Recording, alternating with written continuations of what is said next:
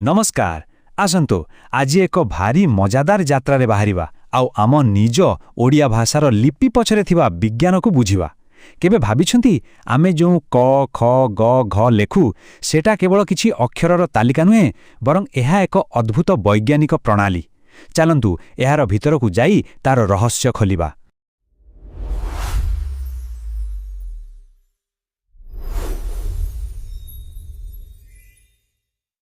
आच्छा आम यात्रार सबुठु मूल प्रश्न हेउछि एइटा, आमे जेतेबेले कथावार्ता करू सेतेबेले आम पाटिरू जेउ ध्वनि बाहारे ताकू कागज उपर एक चिन्ह आकाररे आंकिबा केमिति संभव हुए।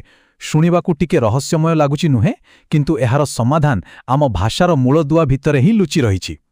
तेबे एही रहस्यकू भल भाबरे बुझिबा पई आमकू तीनोटी मूल जिनिसकू बुझिबाकू पड़िबो। सेगुड़िक हेला प्रथमरे ध्वनि, तापरे वर्ण और सभा शेषरे संपूर्ण वर्णमाला। एई तीनोटे हेउछंती जे कोनोसी लिखित भाषार मुख्य आधार। आउ हाँ, आमे जहाँ भी एठी आलोचना करिबाकू जाउचु से सबु किछि मन गढ़ा कथा नुहे। एहा पछरे रहिछि आम ओडिया व्याकरणर एकदम दृढ़ भित्तिभूमि। आमर सबु तथ्य एही मूल ग्रंथरु ही निया जाइछि। तेबे सबु किछिर आरंभ हेउछि ध्वनिरु। ध्वनि कोन? एहा हेउछि भाषार सबुठु छोट अविभाज्य एकक, माने से मूल शब्द जाहाकू आमे केवल शुणी पारू किंतु देखि पारू नाही। जेमति कि आमे जेतेबेले अ कहू जो शब्द का सुने ताहा ही हेउछि ध्वनि।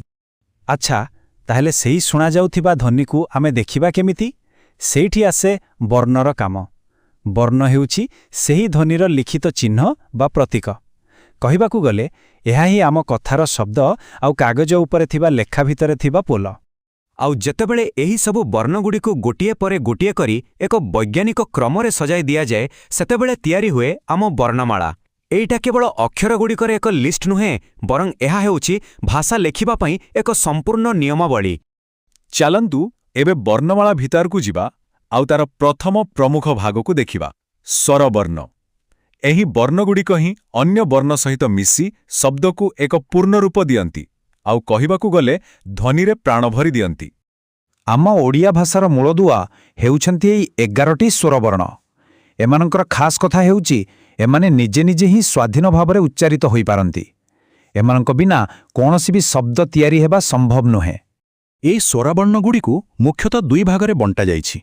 गोटे हेला ह्रस्वस्वरा, जाहाकू उच्चारण करिबाकू खूब कम समय लागे, जेमति कहि देखंतु अ किंबा इ। आउ द्वितीयटी हेउछि दीर्घस्वर, जेउठी ध्वनिकू टिके अधिक समय धरी टाणिबाकू पड़े, जेमिति कि आ किंबा इ। उच्चारणर एही छोट बड़ समय ही आम भाषाकू एक सुंदर संगीतमय छंद देई थाए। एबे आसंतु द्वितीय प्रमुख भागकू माने व्यंजनवर्ण विषय जानिबा। जदि स्वरवर्ण ध्वनिर प्राण तेबे व्यंजनवर्ण सेही ध्वनिकू एक निर्दिष्ट आकार दियंती। केमिति ना एही वर्णगुड़िकू उच्चारण कला बेले आम पाटी भितर वायु प्रवाह को अटकाई किंबा तार दिग बदलाई उच्चारण करा जाए। व्यंजन वर्णगुड़िक भी मुख्यतः दुई भागरे बंटा जाइछि। प्रथमटी होछि वर्गीय व्यंजन, जहा एक अत्यंत वैज्ञानिक प्रणाली रे सजा होइछि, आउ द्वितीयटी होछि अवर्गीय व्यंजन। चलंतु प्रथमे सेई वैज्ञानिक प्रणालीटी कोन ताकू टिके देखिबा। एई सारणीटीकू टिके भल भाबरे देखंतु। एइठी ही तो आम ओडिया लिपिर असल वैज्ञानिक सौंदर्य लुचि रहिछि। आपण निजे चेष्टा करी देखंतु। क कहिले ध्वनि सीधा कंठ बा गळारू आसे। त कहिला बेले जीभ जाई दांत को छुए। प कहिला बेले दुई ओठ एकाठी हुए। आउ सबुठु मजादार हेउछि ट वर्ग।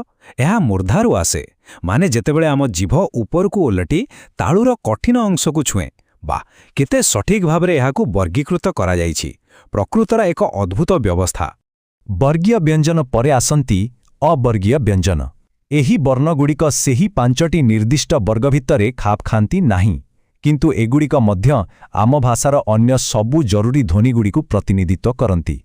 तेबे एसबु आलोचनारू गोटिए कथा स्पष्ट हेउछि जे आम ओडिया वर्णमाला केवल किछि अक्षरर समाहार नुहे। एहा पछरे एक गभीर जुक्तियुक्त और वैज्ञानिक संरचना रहिछि।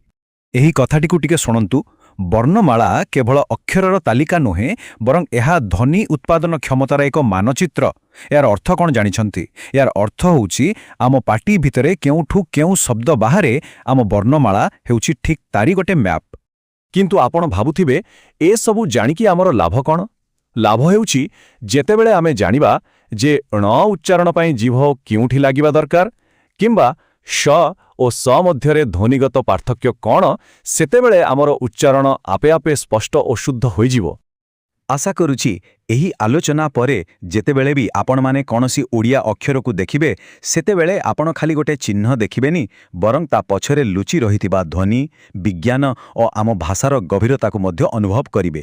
ଟିକେ ଭାବନ୍ତୁ ତ, ଆମେ ପ୍ରତିଦିନ ବ୍ୟବହାର କରୁଥିବା ଏହି ଅକ୍ଷରଗୁଡ଼ିକ ଭିତରେ ଆହୁରି କେତେ କେତେ ରହସ୍ୟ ଲୁଚି ରହିଛି। ଧନ୍ୟବାଦ।